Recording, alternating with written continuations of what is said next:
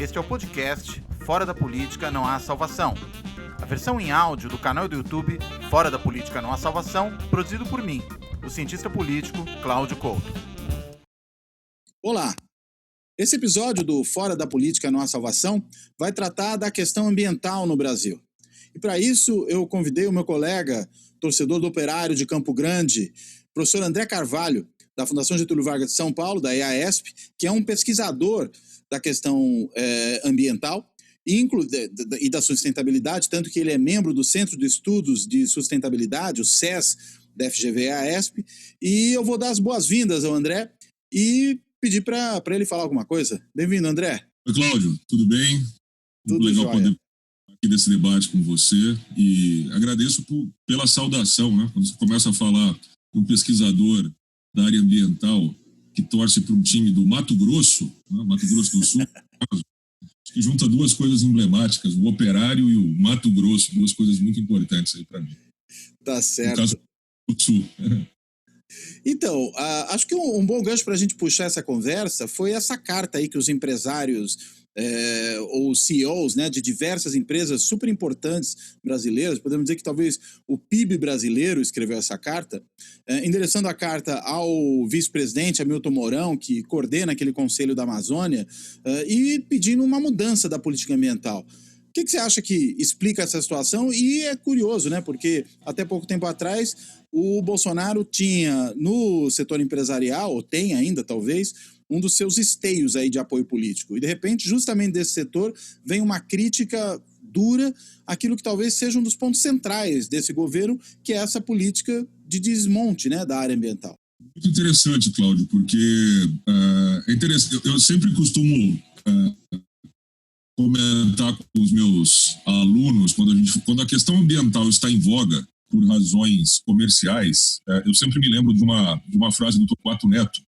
Ele diz que leve um homem e um boi ao matadouro, que berrar mais é o homem, mesmo que seja o boi. Eu acho que isso é muito, muito aplicável a esse contexto, né? É importante que o PIB brasileiro tenha se manifestado nesse momento, olhando a lista de signatários, de empresas signatárias, mas também de associações. Nós temos associações ali que já estão se manifestando contrariamente há bastante tempo, como a ABAG, por exemplo, né? Que representa as tradings do agronegócio, um setor que demanda essa rastreabilidade, que sente essa pressão dos mercados externos há bastante tempo, né? Então tem um posicionamento já claro. Mas houve adesões importantes, né? Mesmo olhando a lista de CEOs, né, de empresas que assinaram, eu consigo imaginar ali alguns CEOs que, naquele momento de apoiar Bolsonaro no segundo turno, pensaram que aquilo não seria o mais adequado e tenham eventualmente anulado seu voto, ou até não votado no Bolsonaro para votar no outro candidato. Mas ali me parece que há um grupo de apoio que votou efetivamente no Bolsonaro no segundo turno. Ou seja, de certa forma está dizendo, olha, a gente entende que desburocratizar a regulação ambiental é importante, mas está indo muito longe com isso. Tá? Ou não precisa ter um ministro com o perfil do Ricardo Salles. Talvez alguns queiram manter, de certa forma, esse processo de desburocratização, que a gente pode comentar depois, mas querem com alguém que saiba comer com talheres de prata à mesa, com representantes de países internacionais, com fundos de investimento, o que não é muito o perfil, aliás, o que não é definitivamente o perfil do ministro Ricardo Salles, né? Então, é interessante perceber também que, para além dessa carta, que foi organizada, inclusive, é uma costura que envolve uma organização que fala de sustentabilidade no setor empresarial muito representativa, CEBEDES, né? Para além disso, já houve manifestações anteriormente do Itaú e do Bradesco, né? Estas manifestações decorrem, em especial, de uma manifestação, isso na minha leitura, decorre de uma manifestação de fundos internacionais que chamaram a atenção que com esse estado de coisas ambiental não seriam destinados recursos para investimentos no país, né? E eu acho que até esse movimento dos fundos reflete uma outra questão que está muito associada àquela sigla, né, ESG em inglês, de meio ambiente, questões sociais e governança, né, que a gente está chamando de ASG, porque o World Economic Forum, na virada do ano passado para esse ano, colocou muito peso em cima da necessidade de se utilizar critérios de meio ambiente, sociais e de governança para investimentos e para a atuação do setor privado como um todo. Então, é uma reação em cadeia que começou antes da pandemia chegar aqui ao país, né? Mas posteriormente ao que aconteceu no ano passado, no ano do fogo na Amazônia, né? Então, essa pressão veio se tornando mais, vamos dizer, mais clara. E realmente, com essa carta apresentada, com grande parte do PIB, envolvendo agronegócio, envolvendo setores industriais, eu acho que a pressão alcançou um nível que a gente não viu antes, mesmo com tudo que já foi feito de forma muito equivocada no ano passado pela gestão do governo Bolsonaro com Ricardo Salles à frente como ministro. Agora, é interessante porque quando a gente olha a trajetória do Bolsonaro política, né, ao longo aí dos seus 7 mandatos de deputado, certas questões em relação ao problema ambiental já eram muito claras, né? Era de se esperar que ele fosse ter uma política ambiental exatamente como essa que tem agora. E por que será que só agora, né, esse segmento empresarial acordou para o problema? Não era nítido que algo assim ocorreria? Nítido, esperado. Eu acho que o momento em que essa articulação ocorre para que essa carta venha à tona é basicamente um momento em que, citando Gonzaguinha, professor, aquele momento que não dá mais para segurar, entendeu? Não tem como segurar mais. E é bom lembrar que isso também vem junto com o posicionamento do Ministério Público Federal, né? Então, de certa forma, Ricardo Salles virou um pária para diversos setores da economia. Eu diria que ele não virou um pária para o produtor que está lá na linha de frente e que tem uma lógica não associada à legalidade, que tem um interesse de expansão do arco do desmatamento ali simplesmente para obter ganhos, né? Tem uma economia muito associada à informalidade e à ilegalidade que financia esse avanço, né, do arco do desmatamento, né? Porque tem interesses imobiliários nessa história, de ocupar terrenos, ocupar áreas de forma ilegal, depois criar uma situação de ilegalidade / legalidade, em que é possível, mesmo com uma percepção de legalidade, fazer um loteamento, vender terras, fazer com que a fronteira avance. Então, tem esses interesses que são, o pessoal do agronegócio costuma dizer que são interesses extra-agronegócio, tá? Mas, ao mesmo tempo, é preciso reconhecer que tem um pedaço do agronegócio que está totalmente alinhado, que defende o Salles, tá? Tanto que houve também esse ano... Aliás, ele é oriundo desse meio, né? Ele é oriundo do meio do agronegócio. Ele participou da Sociedade Rural Brasileira durante um tempo. Ele é fundador do Indireita Brasil, um dos fundadores do Indireita Brasil. E ele tem esse vínculo com a questão rural. Mas aí, Cláudio, acho importante chamar a atenção disso, né? Nós temos muitos interlocutores no agronegócio brasileiro. Quando eu estou falando do agro, eu estou falando desde as tradings que recebem a pressão, até projetos com produtores rurais espalhados pelo Brasil, aí de médio, pequeno e de grande porte, inclusive, que estão totalmente associados, vinculados à defesa desse arcabouço de proteção ambiental que nós temos no Brasil, entendendo que esse é um discurso que está pronto, inclusive, no agro, né? Dizer que nós somos uma potência ambiental que entrega conservação ambiental e preservação ambiental, tá?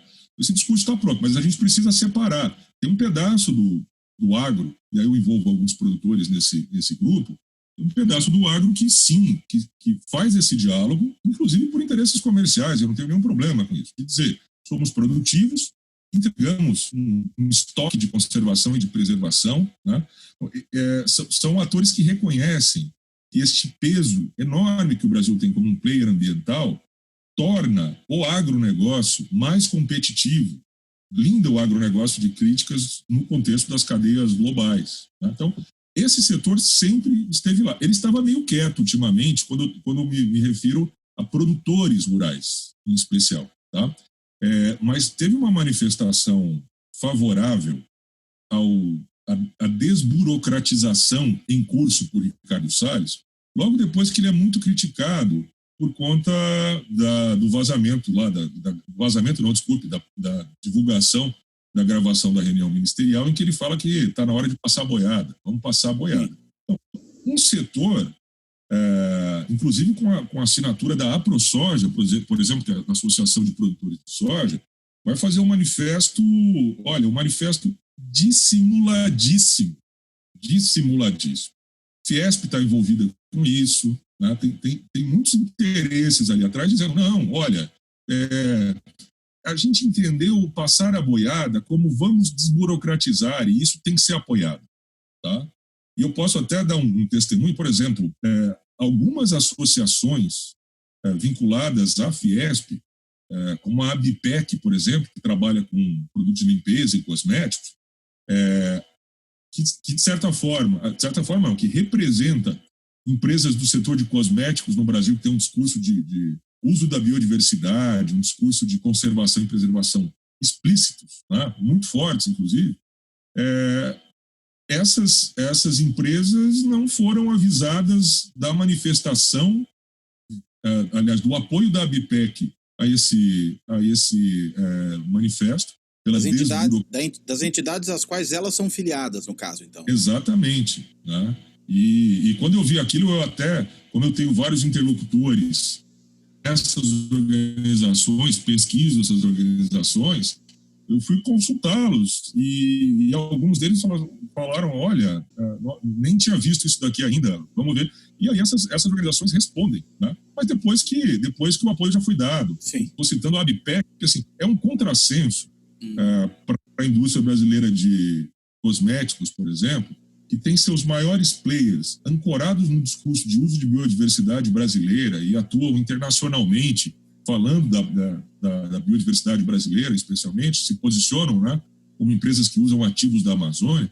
É um contrassenso que a associação que as apoia tenha dado lastro para o manifesto. Mas isso, e as empresas, pelo que eu tive de informação, lógico, elas não apoiavam aquilo e depois se manifestaram, inclusive, contrariamente àquele apoio. Mas perceba que ali dentro da Fiesp, isso aconteceu. Está lá assinado o PEC no manifesto, e é um manifesto hiper-retrógrado, dissimulado, que tem apoio, então, de produtores rurais e também de associações vinculadas à Fiesp. Né? Então, isso mostra o estado de coisas. Como é muito conveniente, como dentro do grupo de apoiadores, tem uma percepção de que o Ricardo Salles está fazendo o que tem que ser feito. Né? Talvez aí dentro tenha um grupo que diz, poxa, ele pode fazer isso, mas podia fazer isso com bons modos, dando uma imagem melhor, disfarçando, agressivo, passando a boiada sem realmente dizer que está de forma mais dócil. Né? Eventualmente, passa a boiada cantando o Menino da Porteira, toca uma música sertanejo, eventualmente um sertanejo mais urbano e tudo mais urbano, para dar aquela visão de modernidade e tal. Então, tem essa conveniência, Cláudio. Agora, ao mesmo tempo, nesse gancho que você perguntou, o Bolsonaro nunca falou nada sobre questão ambiental, absolutamente nada. Não, ele falou que queria desmatar, queria fazer mineração em terra indígena, isso ele falava já como deputado, né? Não, lógico, esse projeto sim, mas ele nunca fez um comentário apreciativo em relação a propostas. tem todo o debate sobre o questionamento dele, a vinculação do país em acordos internacionais e tudo mais. Agora, ao mesmo tempo, ele... tem um episódio dele pescando numa área que é protegida, né? Tem toda a proximidade dele com esses produtores rurais, com esta cadeia que vai gerar o desmatamento. Tem uma proximidade dele já no período da campanha, em que ele vai no norte do país, ele vai em Rondônia, vai no Acre, ele diz, nós vamos acabar com isso, né? Então, assim, ele está entregando O que prometeu, né?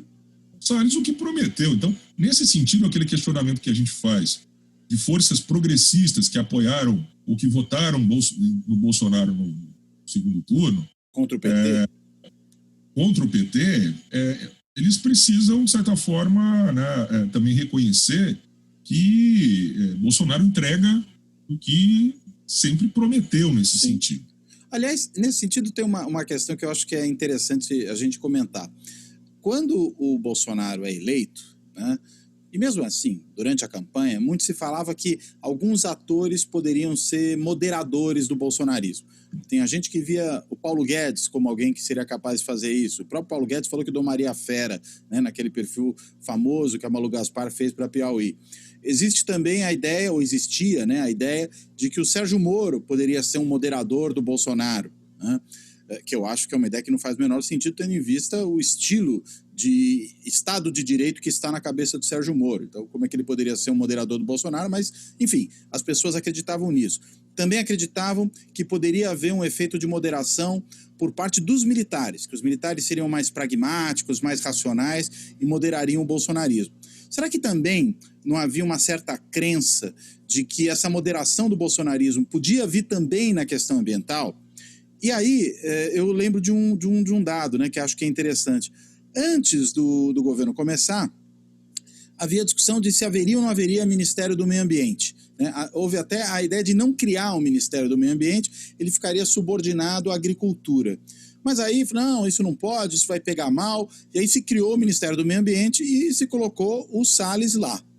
Agora, aí eu fico pensando, tendo em vista hoje essa disputa entre o Salles como um devastador, né, um promotor da devastação, e de outro lado a Tereza Cristina tentando botar um pouco de freio nisso, será que não teria sido melhor não criar mesmo o Ministério do Meio Ambiente ou não mantê-lo e deixar o meio ambiente sob a batuta da agricultura, sob a Tereza Cristina? Será que a gente não teria hoje uma postura menos predatória? Cláudio, eu entendo que haveria um custo elevadíssimo em se acabar com o Ministério do Meio Ambiente por conta, pelo menos, dois motivos. O primeiro deles é que o Brasil, na governança ambiental, o Brasil é um player muito importante. E a despeito de toda a terra arrasada que estamos percebendo aí desde 2019, nós seguimos tendo uma reputação importante. Então, o que a gente ouve dos interlocutores de outros países, eu converso muito com pesquisadores europeus, com pesquisadores americanos, né?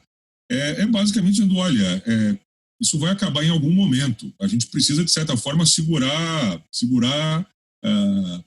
os estoques florestais de pé e tudo mais, porque isso passa. Nós somos importantes. Assim, tem a questão clássica, a Rio 92 foi aqui, e a Rio 92 é basicamente o evento, né, da ONU que vai catapultar o debate ambiental vinculado ao debate ao desenvolvimento humano. Então, nesse período é bom lembrar, olha, em 1990 é publicado o primeiro relatório de desenvolvimento humano. Em 87 foi publicado o Nosso Futuro Comum, que se falava de desenvolvimento sustentável. Em 88 a nossa Constituição. E depois, em 92, o governo Collor tem a Rio 92. Esse período aí, 87, 90. 87 com o Nosso Futuro Comum, 90 com o Relatório de Desenvolvimento Humano, e 92 com a Cúpula da Terra, com a Eco 92, esse período, para nós que estudamos desenvolvimento, é um período transformador. A gente passa a ter o IDH como alternativa ao PIB, como métrica de desenvolvimento, e vem à baila algo que começou em 1972 em Estocolmo, que ocorre em 92, é trazer as questões ambientais, considerar as questões ambientais como inerentes ao debate sobre desenvolvimento humano, entendendo que miséria, que pobreza é também falta de acesso a recursos naturais, ao meio ambiente em boa qualidade, uma falta de acesso a serviços ecossistêmicos e por aí vai. Então, nesse período, nós temos um papel importante. Por quê? Porque o primeiro aspecto é esse. A Rio 92 foi aqui e nós fomos muito ativos. E a diplomacia brasileira foi muito ativa ao longo desse período no debate ambiental, sendo muito importante a participação brasileira no arcabouço que a Convenção de Mudança Climática, a Convenção de Biodiversidade. E aí o segundo ponto é esse, porque nós somos um grande player, somos um país grande, um grande mercado consumidor, mas ao mesmo tempo nós somos um país muito importante do ponto de vista de conservação, preservação. Nós temos a Amazônia, que é algo emblemático, né? Então, assim, imagina o que é o custo de começar acabando com o Ministério do Meio Ambiente. Este impacto que está acontecendo agora, com essas manifestações internacionais, com um pedaço do PIB brasileiro se manifestando contrário às práticas, eu acho que isso teria sido antecipado, né? Mesmo se a política ambiental propriamente dita não fosse tão predatória quanto essa, eu estou só supondo aqui que talvez apenas, a Tereza Cristina tivesse uma política menos agressiva nessa área. Será que a não criação do Ministério do Ambiente não seria menos danosa do que ter o Ministério do Meio Ambiente com o Salles lá, fazendo o que faz? Então, aí eu acho que a gente precisa analisar, assim, porque o Salles foi colocado ali dentro de uma construção. Primeiro, decide salvar o Ministério do Meio Ambiente. Tá? Isso não aconteceu com a cultura, por exemplo. Sim. Precisamos. Um dos argumentos que a Tereza Cristina usa, e ela é uma importante fiadora da manutenção do Ministério do Meio Ambiente, é de que questões ambientais, elas não dizem respeito somente a desmatamento.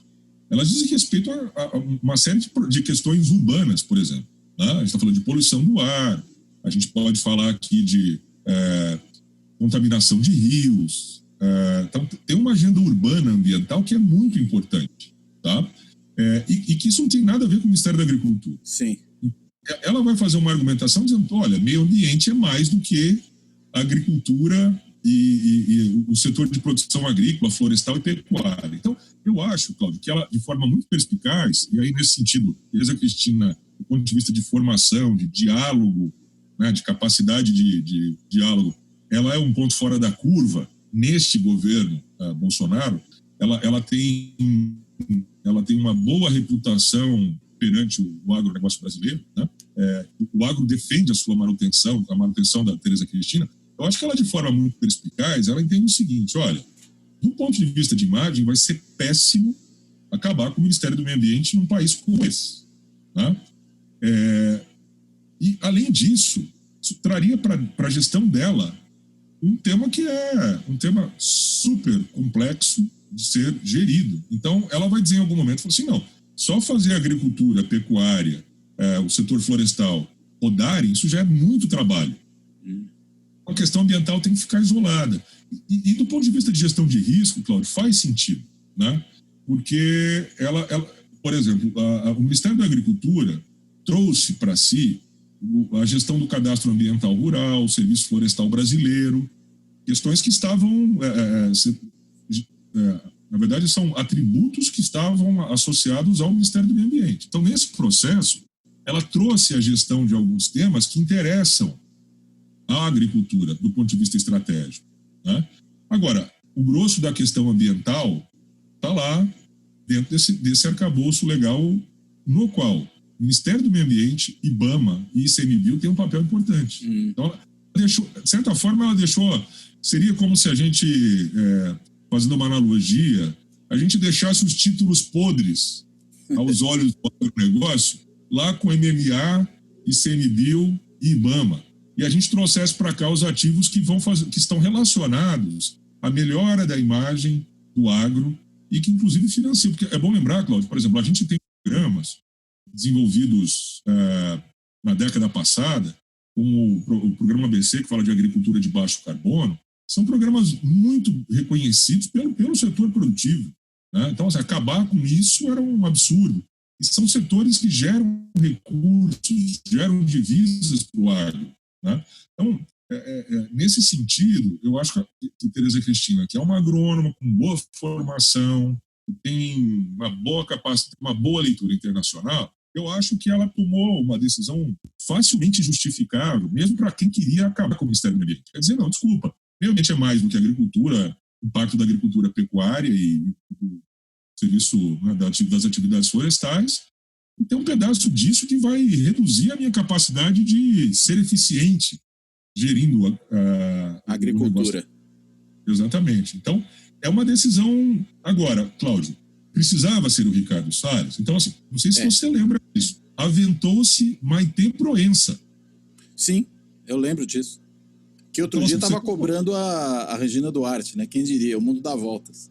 Exatamente. Então, assim, olha, eu não... Realmente, eu pesquisei a época, a vinculação da Maitê Proença a temas ambientais e tudo mais. Ok, mas assim, ela provavelmente seria mais dócil, ela provavelmente teria hábitos mais, vamos dizer, citadinos do que Ricardo Salles. Eu estou pensando, mas talvez não durasse também, né? Então, o ponto é, eu acho que este projeto foi desenhado, e nesse sentido, eu devo fazer um comentário em relação à minha conterrânea, porque Tereza Cristina, ela é de família mato-grossense, ela é eleita pelo estado do Mato Grosso do Sul, e Tereza Cristina, ela é muito responsável por isso, mas ao mesmo tempo ela está passando de certa forma incólume por esse debate.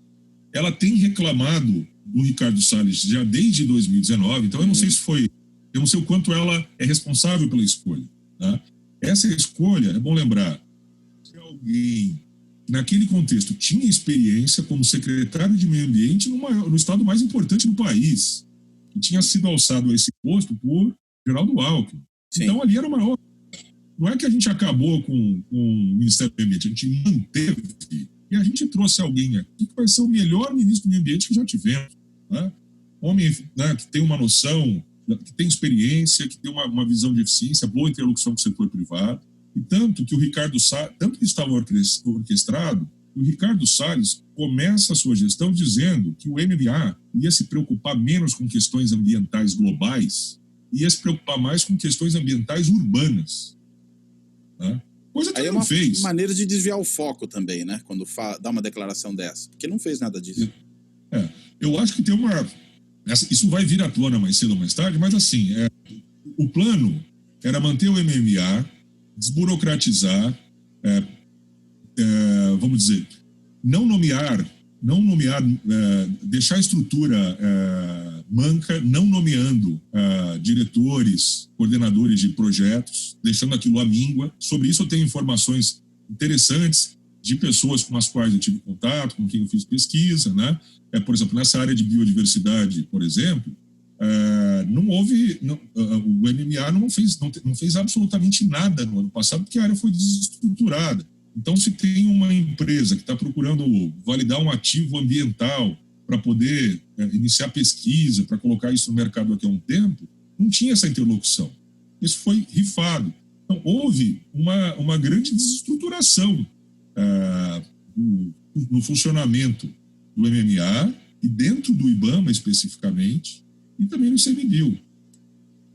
Agora, uma coisa interessante, recuperando um pouco aquela conversa dos empresários, quando você lá atrás comentava, né, da frase do Salles naquela reunião ministerial sobre passar boiada, e aí aquele manifesto que houve em defesa do Salles naquele momento, quando ele foi muito criticado, o manifesto de entidades empresariais, até a revelia do que os seus associados desejavam.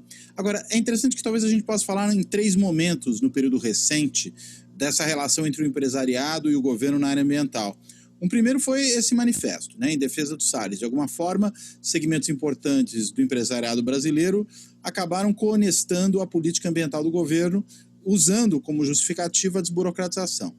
Aí, logo em seguida, o que nós tivemos foi aquela carta de fundos de investimento internacionais apontando que, devido à situação ambiental tétrica que se vive no Brasil, os investimentos no Brasil de investidores estrangeiros poderiam ser reduzidos.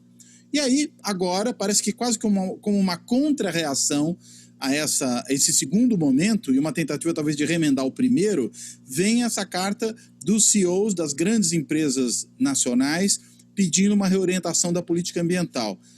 Faz sentido essa sequência para você? Faz totalmente. Eu só, até, Cláudio, eu acho que assim, o disparador disso, se a gente quer pegar a gênese disso para a questão dos fundos internacionais, está amarrada mais recentemente a esse peso que foi dado no último relatório do World Economic Forum a questões ambientais, porque foi a primeira vez que, dentre 5 riscos mais percebidos, os 5 eram ambientais. Interessante. Né? E interessante porque assim, é muito provável que a gente veja agora, na próxima rodada, um risco que já tinha aparecido lá atrás, eu não me lembro em que ano, mas ele apareceu entre os 10, 2 vezes, que era de epidemias. Este risco, ele certamente vai ganhar mais peso. Ele vai estar entre os 5, se não for o primeiro. Mas os outros 4 riscos, a probabilidade deles de ter uns riscos ambientais ali é elevada. Não todos, porque eu acho que riscos associados ao impacto da pandemia na economia vão estar presentes também. Né? Mas aí é importante perceber também que o debate associado a epidemias e pandemias, ele tem uma relação direta com mudança do clima e com perda de biodiversidade. Então, a questão ambiental, ela é intrínseca ao debate sobre a nossa maior exposição a risco de epidemias que podem se transformar em pandemias. Né? Então, eu acho que esse ponto, em especial do último relatório, fez com que este seja o ano da sigla ESG. Environment, Social and Governance. Environment, Social and Governance. Governance, que a gente trabalha, quem é da área trabalha com isso, a gente fala disso aqui no César, com o professor Mário Monzoni. O Mário puxou a construção da metodologia do Índice de Sustentabilidade Empresarial na época da VESPA. A gente estava falando justamente de olhar o risco dos negócios sob uma perspectiva que incorpora questões ambientais, sociais e de governança. Né? Então isso está lá. Em 2005 a gente falava disso, mas agora isso virou mainstream. Todo mundo está falando disso. Olha só, é bom lembrar, a XP, né, posso colocar nesse seu encadeamento aí, a XP vai anunciar, se eu não me engano, semana passada ou retrasada, uma VP, talvez não seja uma VP, posso ser, mas tem um head ali de sustentabilidade. Um fundo. Não, na verdade, não um fundo. Eles contratam pessoa que é uma ex-aluna da FGV, inclusive, né, como uma pessoa que vai ser a responsável por, isso está na divulgação, por trazer o tema sustentabilidade e ESG para a XP. Lógico, isso vai se refletir nos fundos que vão ser no portfólio de produtos da XP, que é objeto de interesse internacional. Né? Então, assim, esse movimento se reflete, inclusive, na XP agora, que era uma vulnerabilidade. Né? Perfeito. Agora, para onde você acha que vai esse governo daqui para diante? Porque a gente tem um momento em que o Bolsonaro recua em relação a uma série de posições que teve no passado, talvez acossado aí pela questão do Fabrício Queiroz e das investigações em curso no âmbito do Supremo Tribunal Federal sobre fake news. A gente vê um momento de recuo do governo, tanto que ele buscou o apoio do Centrão que ele nunca havia buscado antes. Será que na área de meio ambiente é possível que haja algum recuo desse tipo ou você não percebe essa possibilidade? Cláudio, a pressão é muito forte nesse momento, e aí eu até convido você também a refletir sobre quem seria o salvador da pátria nesse momento. Né? O termo salvador da pátria, inclusive, porque esse pessoal é muito patriota. Então, é um elogio. Então, o salvador da pátria, sob diversos aspectos, para a questão ambiental, que diz respeito à Amazônia, seria o nosso vice-presidente. E chamou aqui num programa delicioso de Generalíssimo Mourão. Sim. Tá? Então, o Generalíssimo Mourão, está à frente de algo que é estranho do ponto de vista do pacto federalista. Vou conversar também com o professor Fernando Abruzzi sobre isso. Né? Por quê? Porque a resposta, a primeira onda de pressões que chegou sobre Ricardo Salles foi tirar a Amazônia do Ministério do Meio Ambiente e criar um conselho específico para isso. E dá para os militares, na figura do Mourão, sendo que os militares também não têm lá uma visão muito, digamos, contemporânea, né, sobre a questão da Amazônia. Exato. Então, assim, é uma maneira de começar a responder a sua pergunta, porque é o seguinte, em primeiro lugar, a política ambiental brasileira não é só a Amazônia. Claro. Isso é muito importante. Né? Então, se eu tiro a Amazônia do Ministério do Meio Ambiente, tocado com uma agenda de desburocratização, que na verdade quer desestruturar o arcabouço jurídico, o arcabouço legal brasileiro para meio ambiente, a lógica aí de início, fala assim, não, com a Amazônia, Ricardo Salles, você não fala mais. Os interlocutores da Amazônia, o pessoal do Fundo Amazônia, por exemplo, você não vai falar mais. Nós vamos resolver isso. Se criou um cordão sanitário em torno do Ricardo Salles. Exatamente. Agora, então, eu vou começar analisando o que não é a Amazônia. Em relação ao que não é a Amazônia, o problema continua posto.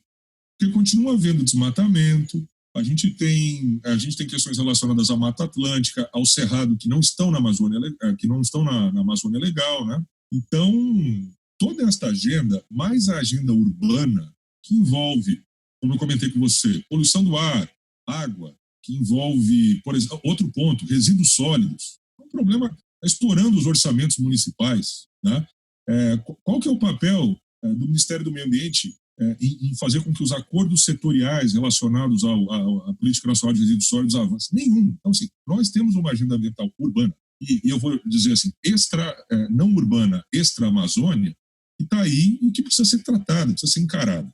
De certa forma, a maior mudança que aconteceu ambiental no Brasil, no diz respeito à Amazônia especificamente, tem mais a ver agora com o projeto de saneamento, né, que foi aprovado, porque ele diz respeito ao saneamento básico, aí a gente está falando de água, a gente está falando de resíduos, né, que são esgoto, e adicionalmente, nesse projeto novo projeto do saneamento, a Agência Nacional de Águas ganha um papel que não tinha. Então, tem um ponto interessante, não era menos Brasília, mais Brasil. Esse projeto de saneamento é um projeto que traz mais Brasília, porque a Agência Nacional de Águas ganha uma competência que não tinha. Tá? Sim. Eu acho que esse projeto tem sido objeto de muito debate, Cláudio. A privatização da água, não é, e tudo mais, enfim. Isso não tem nada a ver, o Ricardo Salles não tem nenhuma mão nisso. Isso é um projeto do Congresso, foi aprovado.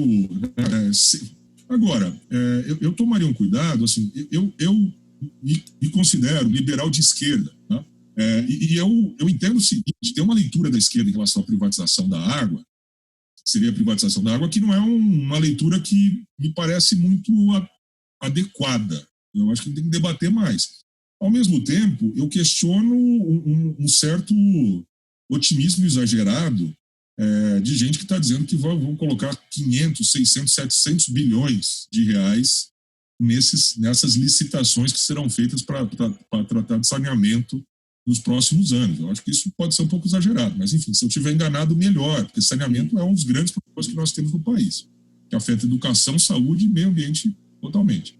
Agora, voltando para a agenda Amazônia, eu gostaria muito, Cláudio, de conhecer qual é a visão das Forças Armadas em relação à Amazônia no século XXI. Esse é o grande problema que eu vejo. Mas a gente já não conhece essa visão? Não é a mesma do século XX? Então, eu assumo que é a mesma, que é uma visão de que a Amazônia tem que ser ocupada, tá? Uma preocupação, porque está havendo ocupação na floresta amazônica por estrangeiros, tanto nas fronteiras do norte quanto nas fronteiras do oeste. Então é uma visão desse tipo, olha, estão ocupando, estão adensando a população nessas regiões limítrofes da fronteira brasileira, e nós temos que fazer o mesmo. Né? Aí seria um projeto Calha Norte, com asfaltamento de uma série de estradas e por aí vai. Então, assim, para mim é essa visão que continua. Eu não acho que houve renovação.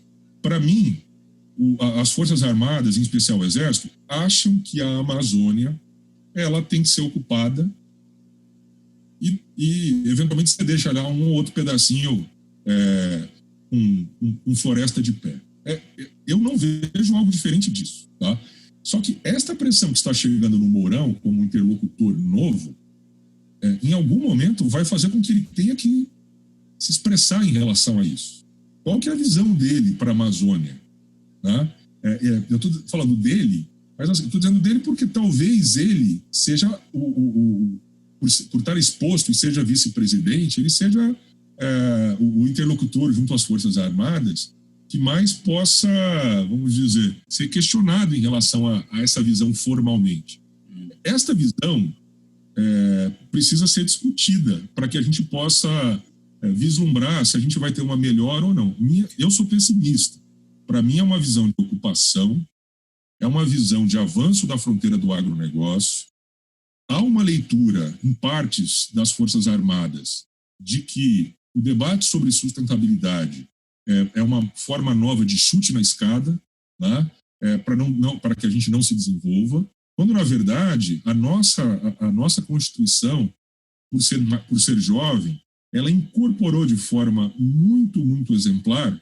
Tinha gente muito boa envolvida no capítulo ambiental da nossa Constituição. Bom lembrar, Fábio Feldman, a gente tem mais Sirkis, vamos falar de Gabeira. Né? Então, assim, a gente tinha gente muito preparada naquele momento, que fez um diálogo, inclusive, trazendo a questão indígena também, está muito associada. Então, assim, nós temos, na Constituição brasileira, um exemplo muito interessante de ordenamento legal ambiental.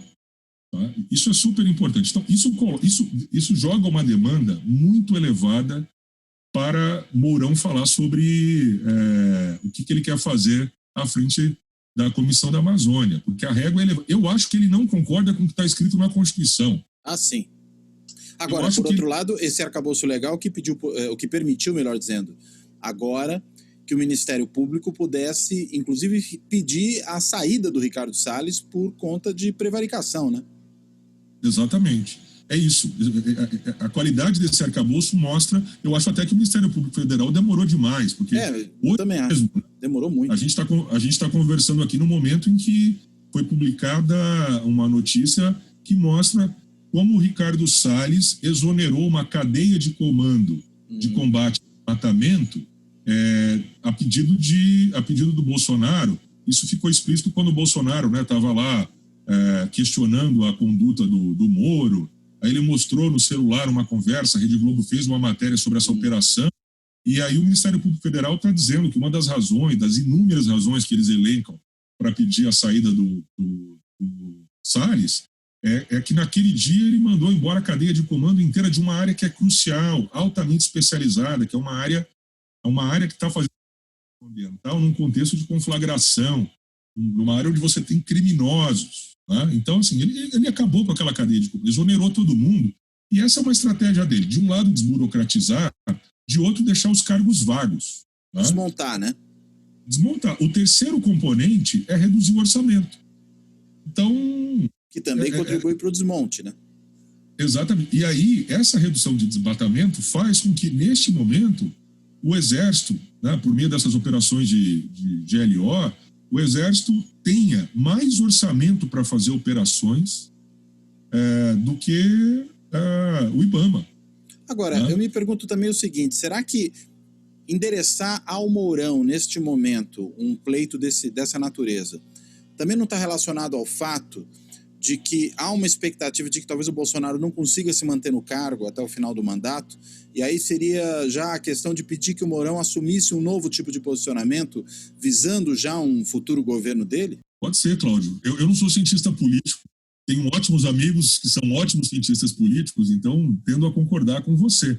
Agora, eu acho que é um ótimo momento para, de certa forma, vou usar um termo mais, para constrangê-lo, né? Porque assim, nesse momento, por exemplo, o Mourão está dialogando, ainda que a Comissão da Amazônia só tenha militares, não envolva os governadores. Eu estava falando sobre a questão federalista por conta disso. Como que a Comissão da Amazônia não envolve governadores? Isso é um básico. Adicionalmente, essa comissão deveria envolver um modelo de governança que nós construímos ao longo dos últimos 30 anos na Amazônia, que envolve a participação de movimentos sociais, de organizações não governamentais. Então, assim, as Forças Armadas não gostam muito de organizações não governamentais, porque elas defendem interesses que não são interesses ao país, globalistas e por aí vai. Então, esse é um ponto. Participação social, bom, aí teve encontros com lideranças indígenas na semana passada, porque na esteira aí desses projetos de lei que vão permitir mineração em terras indígenas, tá? A quantidade de ocupações, de grilagens em terras indígenas e o avanço de mineração em terras indígenas aumentou como nunca e sem capacidade de resposta. Então, o Mourão ele está tão pressionado que ele foi lá e disse, não, olha, a gente vai fazer uma operação aqui e vai tirar estes invasores da terra. Só que tem invasor por todos os lados, Cláudio. Então, um ponto que é interessante que é o seguinte, do jeito que as coisas estão sendo desenhadas, as Forças Armadas, em especial o Exército, eles passam a ser o braço de implementação das políticas ambientais da Amazônia, e o IBAMA, o ICMBio, respondem às Forças Armadas, respondem à Comissão da Amazônia. Então, esse modelo não para de pé. Eu não estou assim, não tem nem governador. Então, quanto mais liderança social... O que é incrível, né? Mostra que não se entende como funciona o país, né?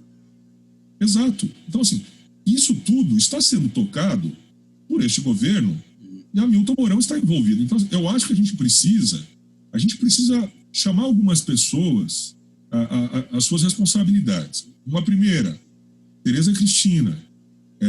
A Tereza Cristina deu uma entrevista nessa semana dizendo que o agronegócio não precisa da Amazônia. Tá? Não precisa no sentido de não precisar ocupar a Amazônia, não no sentido de que ela não tem uma função importante, por exemplo, no clima. Exatamente. Ela diz que não precisa ocupar, e aí é sempre assim. Você entra com argumentos que são fidedignos, que é mostrar como a gente aumentou a produtividade por hectare no Brasil. Isso é espetacular. Realmente aconteceu. A Embrapa tem um papel importantíssimo. Só que isso é muito comum. Eu defendo a Embrapa que eu gosto e não defendo a Embrapa que eu não gosto. Então, eu defendo a Embrapa que aumenta a produtividade e eu não quero ouvir aqueles pesquisadores da Embrapa que estão falando que os serviços ecossistêmicos são essenciais para manter a produtividade agrícola. Os serviços ecossistêmicos são essenciais para manter o abastecimento hídrico de grandes cidades brasileiras. Auto-engano, né? Você escolhe a ciência que você quer. Né? Sim. Que já é melhor do que não escolher nenhuma ciência, na minha opinião. Mas, enfim, a Tereza Cristina fez esse argumento, que é um argumento que vem sendo emulado ao longo dos tempos. Né? Olha, vamos, como ministra do Meio Ambiente, ela está criando políticas que vão colocar recursos na ponta para agentes que estão financiando o desmatamento lá na ponta. Né? Então, ela não pode... esse discurso, eu entendo assim, olha, tem um pedaço do agro que defende a Amazônia de pé, ok, eu concordo. Tanto que a AproSoja, a Ação de Produtores de Soja, assina um manifesto de desburocratização. Tá? E esses órgãos de representação, como a Biov, de óleos vegetais, e também a BAG, né? A Associação Brasileira do Agronegócio, elas fazem um discurso que não tem muito eco nos produtores. Então, Tereza Cristina precisa falar a respeito disso. Tá? Mas não do ponto de vista da visão, porque ela tem um bom discurso sobre a importância do meio ambiente, dos serviços ecossistêmicos para o agronegócio brasileiro, porque ela tem uma ótima formação e é uma pessoa tecnicamente muito bem preparada e do diálogo. Mas seria interessante ela se manifestar porque ela tem a mão neste desenho. Talvez ela não goste do Ricardo Salles, ela já está reclamando dele há bastante tempo, mas ela tem a mão nesse estado das coisas. Ela tem a mão nesse estado das coisas. O segundo ponto, para mim, que é mais importante, seja porque ele pode ser presidente ou não, mas porque ele está à frente da Comissão da Amazônia, Generalíssimo Mourão, nosso vice-presidente, Tá? Eu não votei no senhor, mas o senhor é o meu vice-presidente nesse momento. Eu gostaria de saber de que forma o senhor amadureceu a sua visão sobre conceitos como desenvolvimento sustentável, sobre a importância do Brasil como um player na governança global, também por conta das suas políticas ambientais, do seu estoque de recursos naturais, né? Eu queria saber como amadureceu em relação à visão, que me parece ser uma visão do século XIX para o século XX. E não do 20 para o 21, né? E não do 20 para o 21. E Cláudio, olha, eu até assim, na pandemia eu consegui pegar para ler a ótima biografia do Larry Rotter sobre o Rondon, né, o Marechal Rondon. Quando eu nasci, sou de 74, Mato Grosso era uno. Então eu tenho essa vantagem, eu sou conterrâneo dos matogrossenses, embora eu seja um matogrossense. Então, assim, do meu conterrâneo Rondon, ele merece muitas críticas por conta de questões que os meus amigos antropólogos colocam e tudo mais, mas assim, é uma visão militar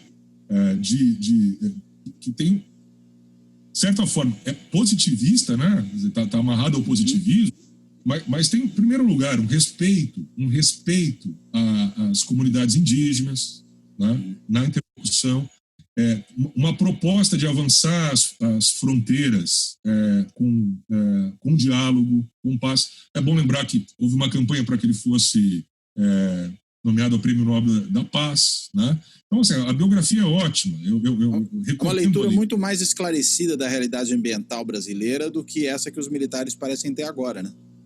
Exatamente. E eu sempre que tenho interlocução com militares, eu sempre vou pensando que na verdade, são aquelas forças armadas ali que são as forças armadas que geraram Rondon. Olha que interessante. Uma visão sobre o meio ambiente. Até eu separei, Cláudio, um livro que eu acho super interessante sobre esse tema, para quem quer olhar, chama Um Sopro de Destruição. José Augusto Pádua. Do Pádua, né?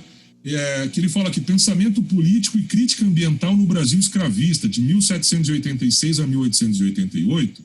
Ele vai falar aqui da visão muito importante de brasileiros como José Bonifácio, especialmente, que vão desenvolver aqui uma visão sobre a ocupação do território e também sobre a questão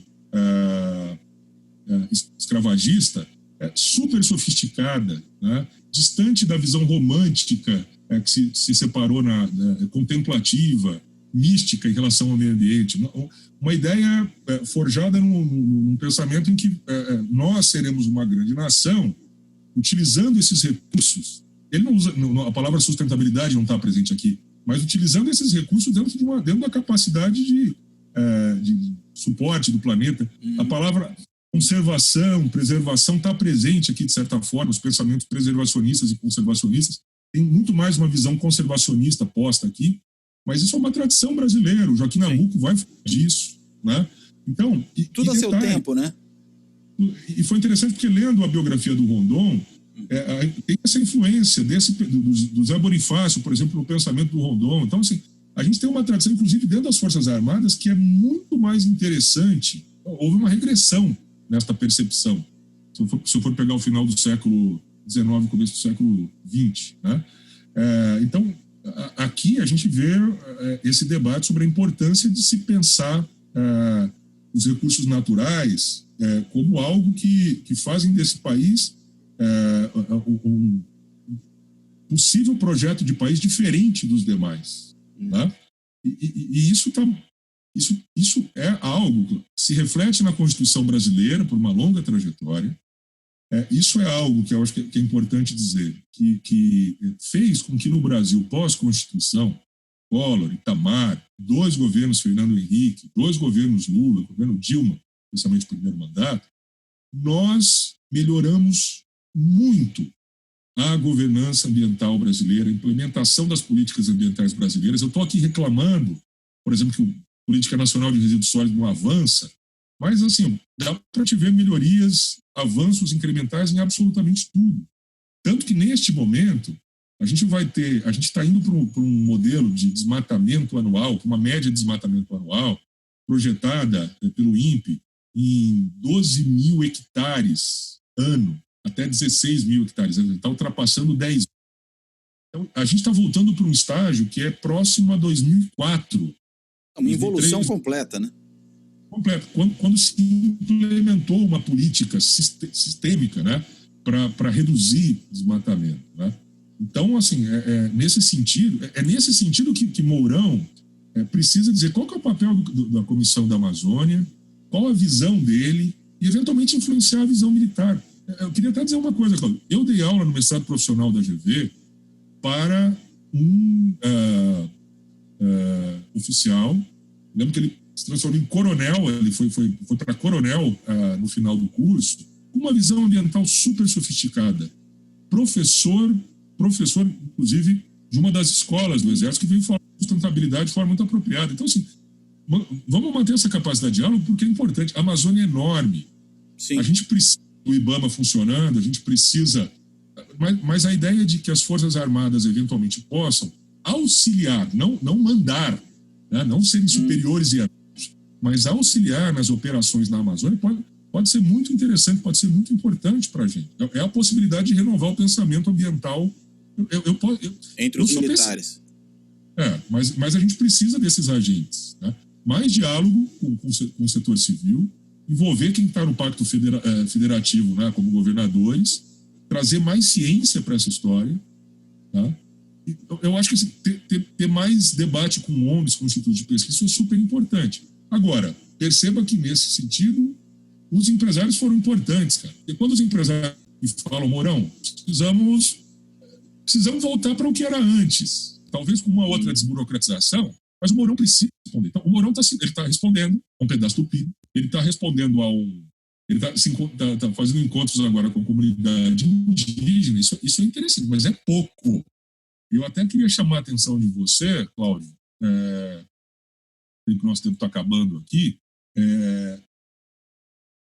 quando a gente pega a resolução número 1 de 17 de junho de 2020, que é o regimento interno do Conselho Nacional da Amazônia Legal e da outras previdências, que é um dos poucos documentos que temos disponíveis para entender do que se trata, né?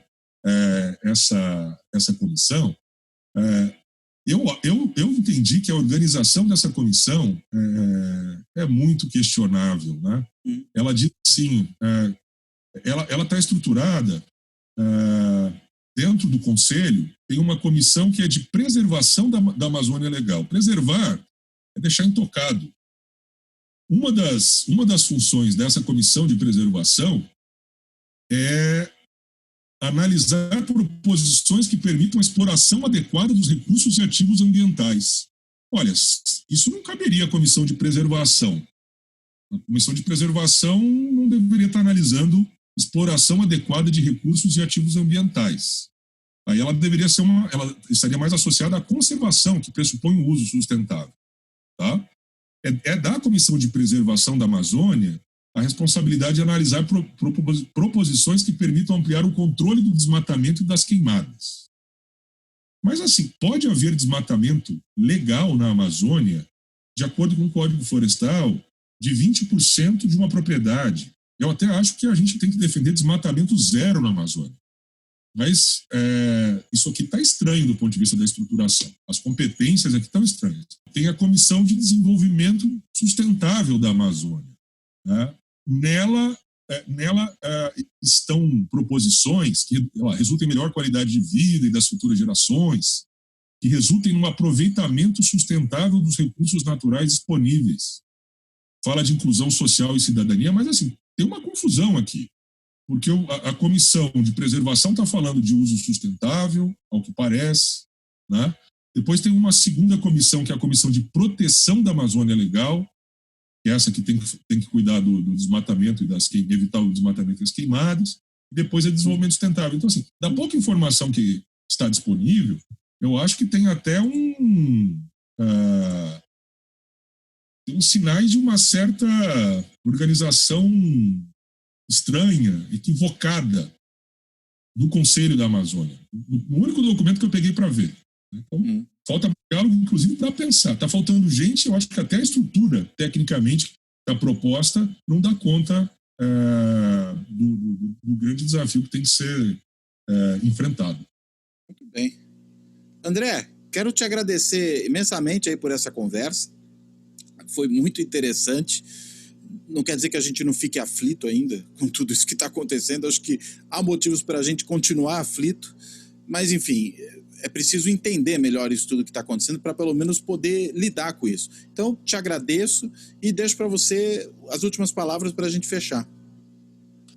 Eu sempre, conversando com os meus alunos, eu tento mostrar como nós precisamos amadurecer as nossas reflexões sobre questões ambientais e desenvolvimento humano. Costuma tratar isso de forma separada. Né? Alguém que trabalha com temática ambiental no Brasil é visto basicamente como alguém que tem prioridades erradas. Devia estar preocupado com a miséria, a inequidade, a desigualdade, né?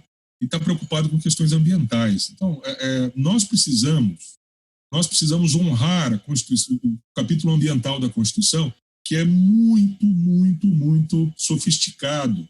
Esse é um dos benefícios de termos uma Constituição jovem. Nós temos no nosso arcabouço constitucional um modelo muito sofisticado ambiental que não é uma barreira para o desenvolvimento humano. Tá? A gente pode debater a sua desburocratização por aspectos de eficiência específicos, mas não devemos confundir desburocratização com regressão. Tá? Então, a nossa Constituição está antenada com todas as questões ambientais que estão postas no século XXI, e a gente precisa fazer com que os instrumentos de conservação, os instrumentos de preservação, tanto para a questão ambiental urbana quanto para a questão ambiental rural, eles sejam implementados. Né? Fico feliz que a comunidade, que o PIB brasileiro esteja demandando isso. Tem um pedaço do PIB muito alinhado ao posicionamento brasileiro como uma potência ambiental, isso gerando benefícios para o Brasil como em outras esferas. Né? Eu acho que esse é o momento desses atores do PIB se posicionarem mais fortemente, demandarem mais fortemente que nós não tenhamos apenas uma mudança de ministro, mas uma mudança de mentalidade e, eventualmente, questionar, inclusive, o Conselho da Amazônia. Eu acho que o caminho nosso é acabar com o Conselho da Amazônia. Não faz sentido. Então, eu espero que, neste momento em que a pressão foi colocada, que a pressão não seja simplesmente para retirar o ministro, seja para trazer esse debate ambiental como essencial para a recuperação econômica. Lembrando, Cláudio, que a minha palavra final, muito se fala de recuperação verde em programas aí que estão sendo colocados, Green New Deal e por aí vai, né? Fala-se disso em todos os países europeus. A Alemanha já tem um discurso sobre isso, já tem uma política posta sobre isso, o Reino Unido está falando disso também.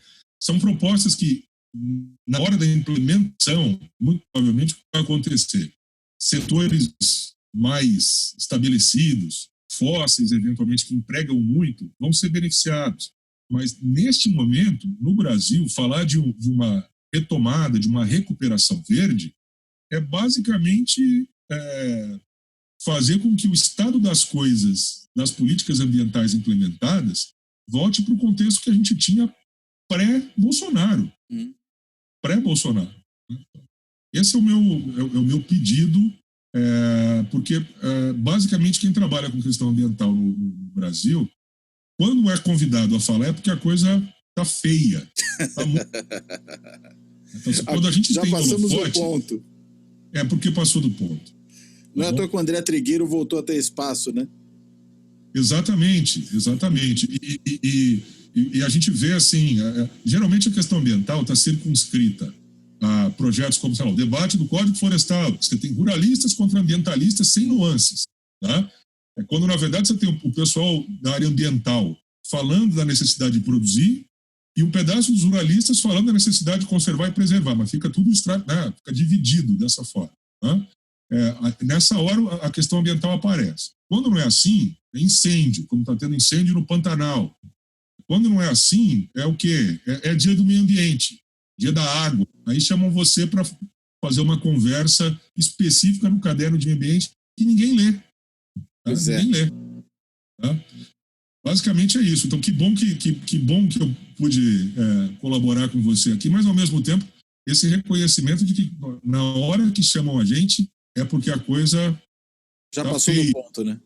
E até interessante é o seguinte, o Ricardo Salles está reclamando, ele usa o termo, ele está sendo queimado pelos militares. Tá? É interessante ele usar essa figura de linguagem. Ele é responsável, né, pela pasta ambiental num período em que o Brasil teve o Dia do Fogo, em que carvão queima chegaram aqui em São Paulo. Quer dizer, ele é o grande senhor deste processo de queima que se instaurou no Brasil, de ocupação, de desestruturação da política ambiental, né? Como lugar-tenente do governo Bolsonaro. Então, ele se sentir queimado, de certa forma, pelas forças militares, mostra o quanto ele é incapaz de perceber o debate ambiental, a complexidade do debate ambiental e seus reflexos no Brasil, no lugar do Brasil no mundo. Né? Aí terminam com o seguinte, Cláudio, ele disse que ele está cansado do Ministério do Ambiente, está sendo queimado pelos militares e que gostaria de ocupar um outro lugar no governo. Eu nunca vi um ambiente sair querendo uma outra boquinha em outro lugar. Talvez ele queira dizer, será que não tem uma vaga para mim aí no outro ministério para eu poder fazer as minhas maldades? De repente ele quer ir para a agricultura no lugar da Tereza Cristina, né? Olha, sempre pode ficar pior. Então, nesse sentido, eu peço que Tereza Cristina, eu fiz críticas a ela, peço que ela converse mais, abra a sua visão, mas, por favor, que ela continue no cargo. Tá? É melhor ela do que o Salles, né? Ela é uma das pessoas mais esclarecidas, Cláudio. Eu não vi nenhuma fala dela estranha na cobertura daquela reunião. Né? Sim. E quando estavam todos ali sem máscara, ela ficava mais afastada. Tem um ótimo perfil sobre ela na Piauí. Recomendo que as pessoas leiam. Foi publicado no ano passado. Mas é isso. Tá bom. Bem, André, quero então novamente te agradecer. A gente fecha por aqui mais esse episódio do Fora da Política Não Há Salvação, aí lidando com a questão ambiental. E estaremos de volta em breve. Até a próxima e tchau, tchau. Além do podcast, disponível em 16 agregadores, dentre eles o Podcast Addict, o Anchor, o Apple, o Deezer, o Google Podcasts, o Spotify, o Stitcher e o TuneIn, o Fora da Política Não Há Salvação também está no canal do YouTube. Visite o nosso canal do YouTube, curta e se inscreva.